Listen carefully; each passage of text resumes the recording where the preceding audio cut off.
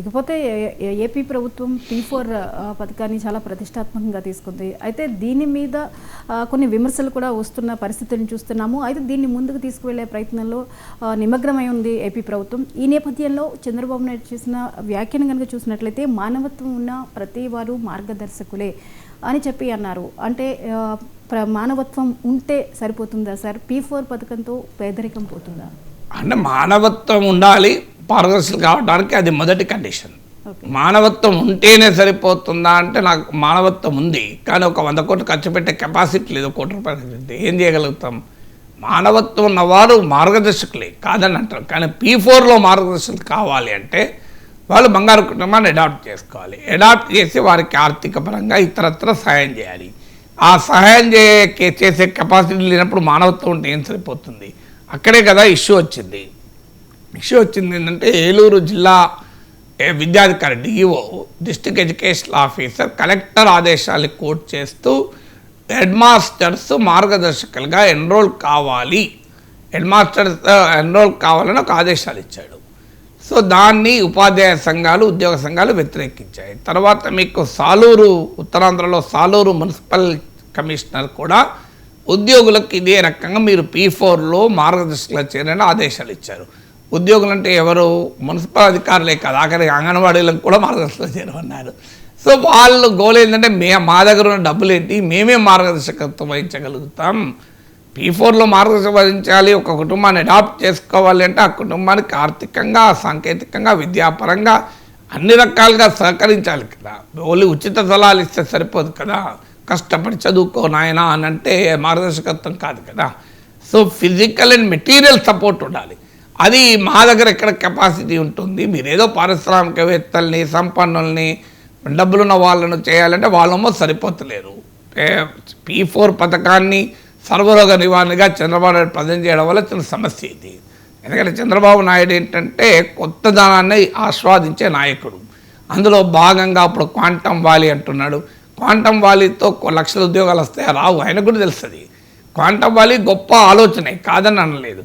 కానీ అది కార్యరూపం దాల్చి నిజంగా ఆంధ్రప్రదేశ్లో వేలాది బిడ్డలకు ఉద్యోగాలు వచ్చే స్థితి, ఈవెన్ ఐటీ రెవల్యూషన్ లాగా కూడా క్వాంటమ్ రెవల్యూషన్ రావాలంటే ఒకటి టెక్నాలజికల్ లిమిటేషన్తో పాటు it takes lot of time. కానీ కొత్త దాన్ని ఆస్వాదించడం, కొత్త దాన్ని ఆలోచించడం, కొత్త దాన్ని ప్రజల ముందు పెట్టడంలో చంద్రబాబు నాయుడుకు ఆ విశిష్టత ఉంది, హిస్టరీ ఉంది.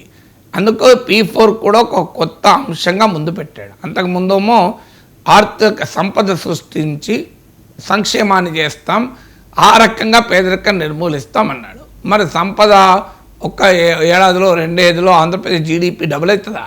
ప్రాక్టికల్గా జరగదా?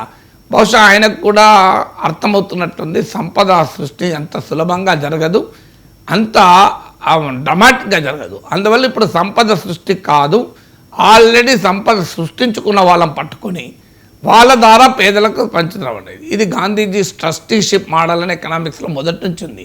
గాంధీ మహాత్ముడు కూడా బడా పెట్టుబడిదారులందరికీ విజ్ఞప్తి చేశాడు, మీరు స్వచ్ఛందంగా మీ ఆస్తులని పేదలకు ఇవ్వండి అని. ఎవరిచ్చారు మీకు? వినోబా భావే భూదాన ఉద్యమం చూసాం.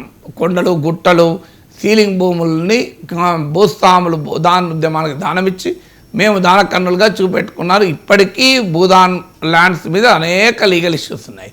అందువల్ల స్ట్రక్చరల్గా జరగాల్సింది దాతృత్వంతో జరగదు. దాతృత్వానికి పరిమితులు ఉంటాయి అని చెప్పి P4 మంచిది కాదని అంటలేను. P4 is a good initiative. కానీ ప్రభుత్వాలు P4ను, దాతృత్వాన్ని ప్రభుత్వాలు చేయడం అనేది అంత సులభమే కాదు. తర్వాత P4 అనేది ఒక ఉపయోగంగా ఉంటుందని నిజంగా 20 లక్షల కుటుంబాలను పేదరికం నుంచి నిర్మూలించి పేదరికం నుంచి బయటపడేసేంతటి మార్గదర్శకులు ఎక్కడ దొరకాలి, అంతే మార్గదర్శకత్వం ఎక్కడ దొరకాలి?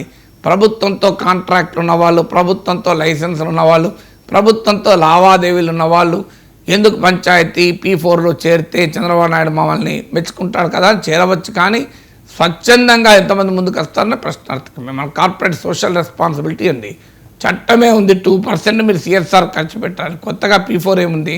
CSR చట్టమే ఉంది. కానీ CSRకి ఎన్ని కార్పొరేట్ సంస్థలు లాభపడుతున్నాయి? లాభాల వేటలో ఉద్యోగుల్ని తీసేస్తున్న కంపెనీలు ఏది ఆశించకుండా స్వచ్ఛందంగా చేయాలి అన్న దానికి అది వారి నేచరే కాదు, కార్పొరేట్ల నేచరే ప్రాఫిట్. సో కార్పొరేట్లకు ఫిలాంథ్రపీని మీరు ఫండమెంటల్ క్యారెక్టర్గా మార్చాలంటే కష్టం. వాటి క్యారెక్టర్ ప్రాఫిట్, ఫిలాంథ్రపీ ఒక భాగంగా ఉండవచ్చు కొంతమందికి ఉండొచ్చు, అది కూడా అందరికీ ఉంటుందని కాదు. ట్యాక్సెస్ని ఎలా ఎంత తక్కువ కట్టాలి, ఎలా ట్యాక్సెస్ని ఎగ్గొట్టాలని చూస్తే ప్రపంచంలో మనం ఉన్నప్పుడు దాతృత్వంతో స్వచ్ఛందంగా తమ సంపదను పేదలతో పంచుకుంటారా? ఇది స్ట్రక్చరల్ ఎకనామిక్గా జరగాల్సింది కాస్త మోటివేషన్తో చారిటీతో చేయాలి అనుకుంటే అదంతా ప్రాక్టికల్ కాదు. బట్ స్టిల్ ఇది గుడ్ ఇనిషియేటివ్. కానీ అది దానితోనే పేదరికం పోతుంది అనేటువంటి ఒక బ్రాండింగ్ ఏదైతుందో అది ఛాలెంజెస్ కారణమవుతుంది. Yes sir.